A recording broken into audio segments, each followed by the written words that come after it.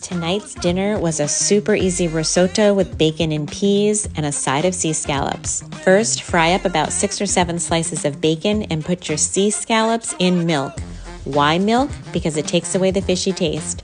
Then heat some olive oil and butter and add a diced onion with salt and pepper. Cook about 7 minutes and then add in your arborio rice. I'll put the amounts in the directions in the comments below. Then add in your chicken broth and bring it to a boil.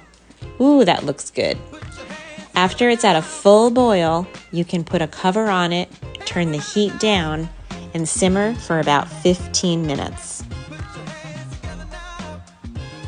After about 15 minutes, you'll see that all the liquid has been absorbed. You can add in a cup of frozen peas. If it's a little dry, you can add in more chicken broth or water. Then add in the diced bacon that you cooked previously. Yum, I could eat this now, but I've got to cook the scallops. Add a little salt, add a little pepper, add them to the pan. 1, 2, 3, there they all are. 3 to 4 minutes aside, add Parmesan to the risotto. Plate this up. Put your risotto in a bowl, add the sea scallops, and enjoy.